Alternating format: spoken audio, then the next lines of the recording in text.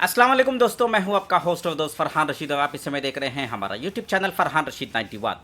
दोस्तों, आज 14 नवंबर 2025 है और हीरा गोल्ड की एक बहुत बड़ी अपडेट है। जो ईडी ने जो है सुप्रीम कोर्ट में एक एफिडेविट लगाई है और नौहरा शेख की कस्टडी मांगी है। नौहरा शेख को अभी हिरासत में 17 नवंबर 2025 को हिरासत में लिया जाएगा। साथ के साथ मुफ्ती रहमान जो लोगों को बेवकूफ़ बना रहा है, वीडियो बना बना के जो कंटेम्प्ट ऑफ कोर्ट कर रहा है, सुप्रीम कोर्ट की तौहीन कर रहा है, इसके ऊपर भी सख्त कार्रवाई के लिए अपील किया है ईडी ने। चलिए अभी देखते हैं डिटेल्ड रिपोर्ट, ईडी की एफिडेविट क्या कहती है। हम उसको सीधे पॉइंट पर आते हैं, सीधे बात करते हैं।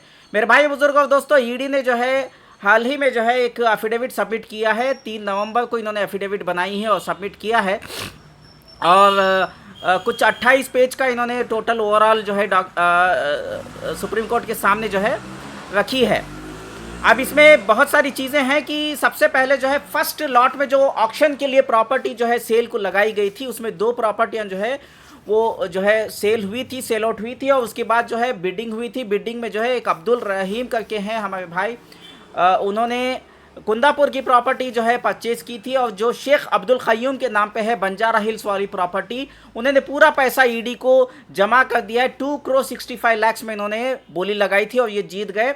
और इन्होंने पैसे भरने के बावजूद नौहरा शेख ने प्रॉपर्टी को रजिस्ट्रेशन नहीं किया, ना ही शेख अब्दुल क़य्यूम जो है आकर के रजिस्ट्रेशन किए। तो ये एक सीधा सीधा जो है सुप्रीम कोर्ट ने पिछली बार 10 अक्टूबर को नौहरा शेख को और उसके वकील को हिदायत दी थी कि जब भी ईडी रिटर्न में आपको बोलती है कि रजिस्ट्रेशन के लिए जाना है तो आपको रजिस्ट्रेशन करना है, जाना है करके।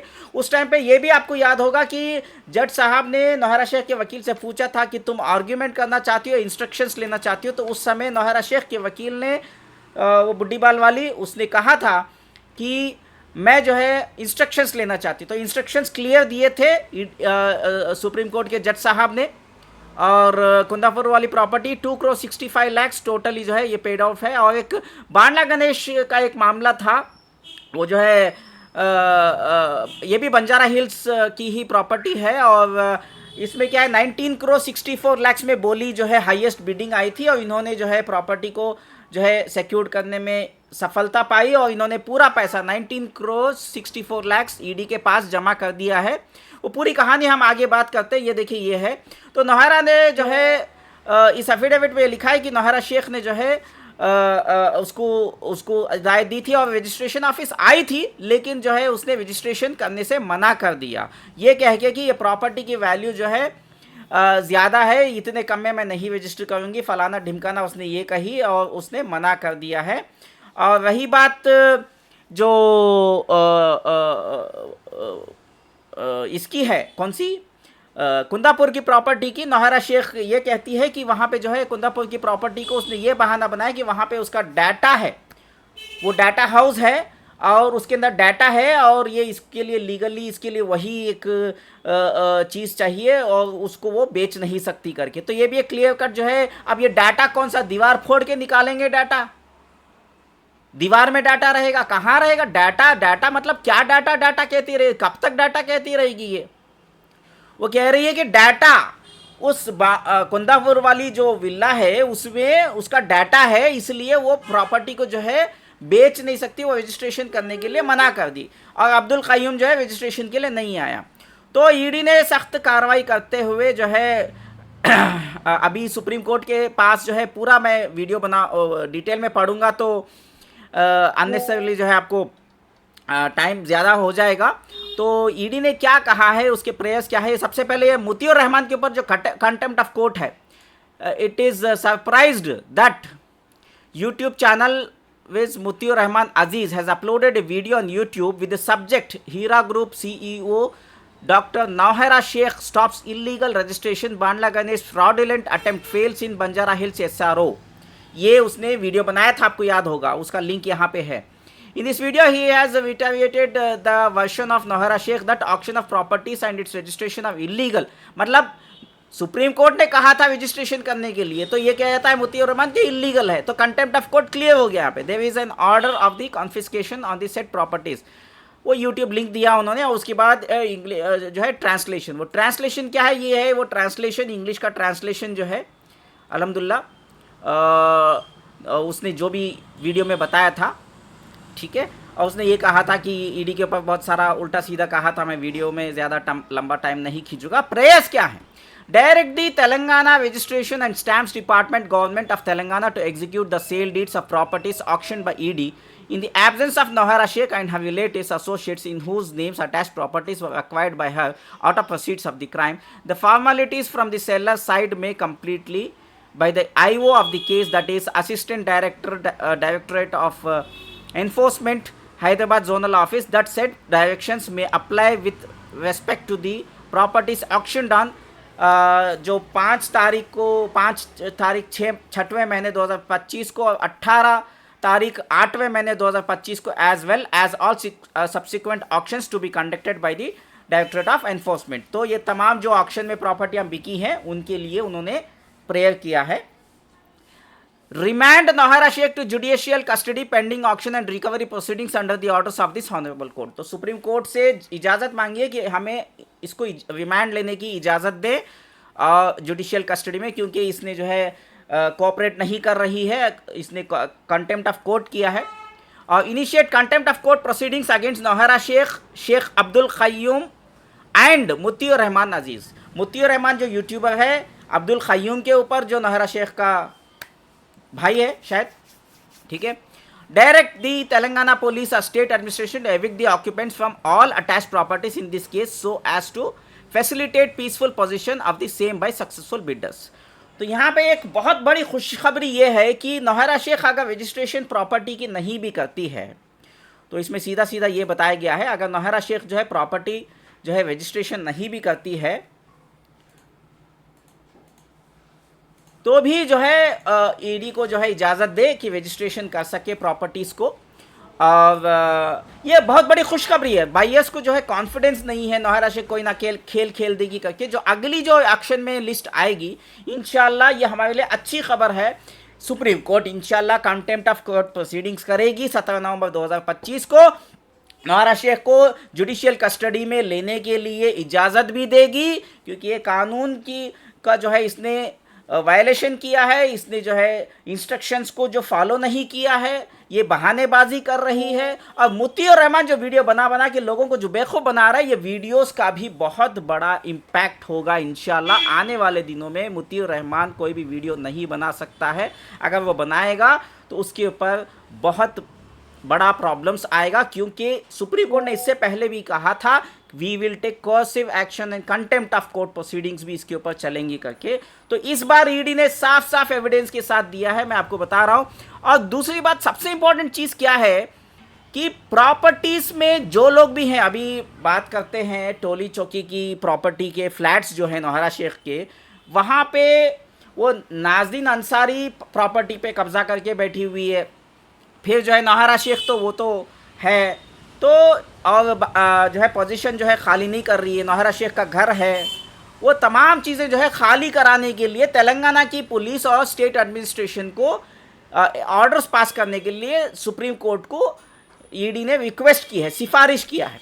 अब जाहिर सी बात है इतना बड़ा गुनाह करने के बाद सुप्रीम कोर्ट और जो है कोई चांस नहीं लेने वाली है। अगर सुप्रीम कोर्ट इस बार अगर कोई ना कोई जो है बात को आगे बढ़ा दी, टाइम आगे दे दी, तो इसमें कोई ना कोई जो है दाल में काला ही हो सकता है, क्योंकि इतना क्लियर एविडेंस होने के बाद सुप्रीम कोर्ट तो 100% जो है इन सारे जो रिक्वेस्ट है, सिफारिशें हैं ईडी की, इसको तो 100% पास करेगी, ऑर्डर ज़रूर हमारे हक में होगा। ये इसने इतने गलतियां करने का फ़ायदा हम हीरा गोल्ड के इन्वेस्टर्स को ज़रूर मिलने वाला है, क्योंकि एक तो मुत्तीउर रहमान का मुंह बंद हो जाएगा, सील हो जाएगा इंशाल्लाह। और जो नौहरा शेख जो रजिस्ट्रेशन करने से मना कर रही है, इसके वजह से बायर्स जो है आगे नहीं आ रहे हैं, प्रॉपर्टी सेल आउट नहीं हो पा रही है, ये सिलसिला बंद हो जाएगा, क्योंकि ईडी डायरेक्टली सब रजिस्ट्री ऑफिस को सुप्रीम कोर्ट का ऑर्डर लेके जाएगी और रजिस्ट्रेशन अपने हाथों से करके देगी। तो जो बायर होगा उसको प्रॉपर्टी रजिस्ट्रेशन करके देगी।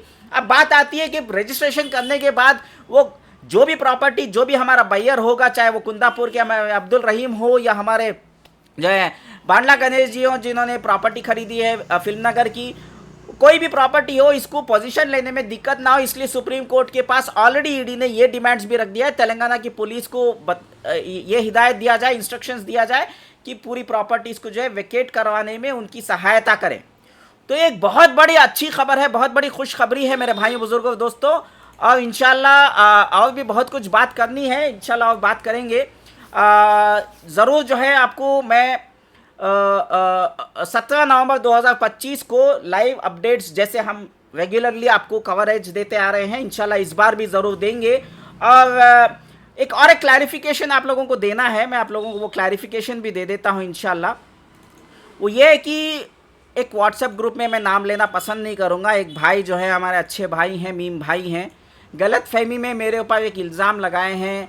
मुस्लिम ब्लॉगर IMF और इन्वेस्टर्स एक सिंगापुर की एजेंसी NGO बना के लोगों को लूटा है, धोखा दिया है करके ये वेबसाइट के बारे में उन्होंने कुछ वहाँ पे डाला। यह दरअसल दोस्तों ये 2020 की बात है, 18 की भी नहीं है, ये अलग मामला है। ये जो है कोविड के टाइम पे था और लोगों को सपोर्ट करने के लिए हमने जो है डोनेशन के लिए 1 लाख रुपीज़ का फंड राइजिंग के लिए मिलाप में हमने वेबसाइट में डिटेल्स अपलोड किए थे। लेकिन आपको यहाँ पे दिख रहा है 0%, कोई क्राउड फंडिंग नहीं आई। और मैंने यहाँ पे लिखा भी है, we are a group of IMA investors who had invested all hard earn money, फलाना फलाना। और जो है लोगों को राशन देने के लिए बजट 1000 रुपये के बजट में देने के लिए हमने लोगों से कंट्रीब्यूशन मांगा था, लेकिन इसमें कोई डोनेशन नहीं आया। और मेरे पास जो सिंगापुर का एड्रेस डाल के घोटाला किया बोल के जो इल्ज़ाम लगाए, वो देखिए ये बैंगलोर का एड्रेस है। उस टाइम पे मैं बैंगलोर में ही था।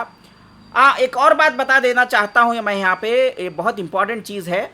ये जो मेरे पर इल्ज़ाम लगाया गया है वेबसाइट का हवाला देते हुए, एक तो वहाँ पे वो उन्होंने कॉन्ट्राडिक्टरी ये किया, वहाँ पे खुद एविडेंस है कि वहाँ पे 0 रुपीज़ इकट्ठा हुए, 1 रुपये भी इकट्ठा नहीं हुआ है। लेकिन मेरे गूगल पे और फ़ोनपे के नंबर पे उस टाइम पे बहुत सारे फंडिंग्स आए ज़रूर थे, लोगों ने फंडिंग ज़रूर दिए थे कोविड के टाइम पे, तो ये लोगों को राशन देने के लिए। तो उस टाइम पे हमने जो है, मेरे पास बिग बास्केट के बिल्स हैं और हमने जो है राशन बांटा, उसके वीडियोस भी इसी यूट्यूब चैनल में मौजूद हैं। हाँ, इसी यूट्यूब चैनल में मौजूद है, 2020 के आप वीडियोस देखिए। हमने लाइव कवरेज डाल करके जो लोगों ने पैसा दिया वो वहीं का वहीं क्लियर कर दिया, और हमने लोगों तक उनका जो भी हमने पैसे लिए थे वो उनको जहाँ पहुँचाना था वहाँ पहुँचाया है। हमने ऑनलाइन के ज़रिए बैंगलोर में जो है उस टाइम पे बिग बास्केट और ग्रोफर्स था, इन दोनों ऐप्स के ज़रिए भी बहुत सारे लोगों की खिदमत की। हालांकि मेरे जेब से नहीं किया, मेरे पास उतना माली ताकत नहीं था, लेकिन आवाम ने जो डोनेशन दिया, हालांकि मैं चाहो तो ये बात आपको बताने की ज़रूरत नहीं है क्योंकि एविडेंस कुछ भी नहीं है। वेबसाइट में तो 0 अमाउंट है, मेरे पास जो अमाउंट आया है वो 0 है। लेकिन अलग से वीडियो में जो अपील की थी, पब्लिक ने वेबसाइट में ना जा करके डायरेक्टली मेरे गूगल पे और फ़ोनपे में डाला था डोनेशन, तो वो डोनेशन हमने जो है डायरेक्टली आवाम को जो है, जो हमने वादा किया था ग्रॉसरीज के लिए, उस टाइम पे 1000 रुपये का बात किया था हमने, लेकिन हमने 3-3 हज़ार रुपये के ग्रॉसरीज दिए क्योंकि हमें लगा कि 1000 रुपये में ज़्यादा कुछ नहीं हो पाएगा, लोगों की कुछ ज़्यादा खिदमत नहीं हो पाएगी।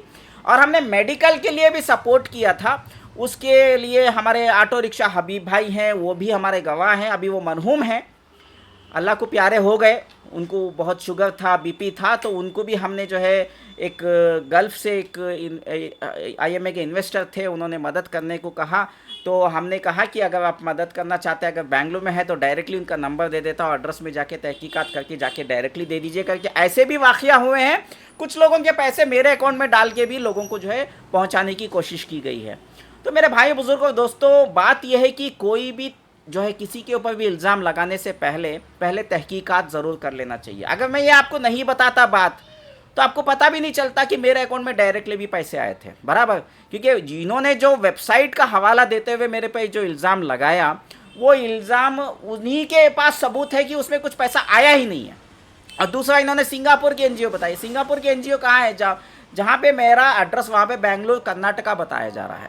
तो ये सारी चीज़ें जो है बेबुनियाद हैं और बहुत सारे इल्ज़ाम जब हम नीयत अच्छी रखते हैं और लोगों की खिदमत में लगे रहते हैं और सही ट्रैक पे जाते हैं, काम सही होता रहता है। अभी IMA के इन्वेस्टरों को, बहुत इन्वेस्टरों को पैसा अल्हम्दुलिल्लाह आना शुरू हो गया है। अब हीरा गोल्ड के इन्वेस्टरों को भी अनकरीब में पैसा आना शुरू हो जाएगा। तो कहीं ना कहीं जो है तहमतें लगती रहती हैं और इन उनके बातों में आके बिना एविडेंस के, बिना सबूत के तहमत लगाना भी ठीक नहीं है। और वो शख्स है मेरे पे इल्ज़ाम लगा रहा है जिसके ऊपर कुछ और इल्ज़ाम है, मैं वो बताना नहीं चाहता, वो उनका पर्सनल मैटर है। अब वो सच है झूठ है हमें नहीं मालूम। अब उनके ऊपर जो है जो भी वो केस लगा है वो खुद क्लियर कर लिए, बेल पे बाहर आ गए। मैं चाहता तो उनको भी बदनाम कर सकता हूँ, लेकिन मुझे करना नहीं है, क्योंकि उसका कोई हीरा गोल्ड से ताल्लुकात नहीं है। वो एक हीरा गोल्ड के इन्वेस्टर भी हैं। और एक बात है कि उन्हीं के ऊपर जो है 10 लाख रुपए का इल्ज़ाम लगा कि नौहरा शेख से इन्होंने 10 लाख रुपए खाए हैं। मैंने तहकीकात की, इन्होंने नहीं खाए हैं। मेरी अच्छा ही ये है कि मुझे जो सच है मैं वही बोलूँगा। इनको 10 लाख रुपए नहीं मिले तो नहीं मिले। मैं आज भी बोल रहा हूँ, उनका नाम नहीं ले रहा हूँ। आप लोगों को पता है कि इसके ऊपर इल्ज़ाम लगा है। 10 लाख रुपए का इल्ज़ाम जिसके ऊपर भी लगा है, उनको 10 लाख रुपए नहीं मिले हैं। मैं आपको बता रहा हूँ इसके, हालांकि वो मेरे पर जो है अटैक कर रहे हैं, इल्ज़ाम लगाते जा रहे हैं, लेकिन मैं उनके ऊपर कोई भी तोहमत नहीं लगाऊंगा। मेरे पास इसका कोई एविडेंस नहीं है। मुझे जो है व्हाट्सएप की ग्रुप में बताया गया कि मुझे गालियां देंगी। गालियां देने से उनका ईमान ख़राब होगा, मेरा थोड़ी होगा। जितना गालियां देना है आप दीजिए। आपके ऊपर केसेस है, आप उसको क्लियर कर लीजिए। मुझे उसके ऊपर कोई भी ये नहीं करना, क्योंकि आपको एक्सपोज करके या आपकी के ऊपर जो झूठा इल्ज़ाम लगाया है उसका फ़ायदा उठाते हुए मैं अपनी दुश्मनी नहीं निकालना चाहता। ये क्लियर है, ठीक है। मेरी अच्छाई को समझो, मेरी नीयत को समझो। अगर अब भी आप नहीं समझे तो अल्लाह मेरी मदद करेगा।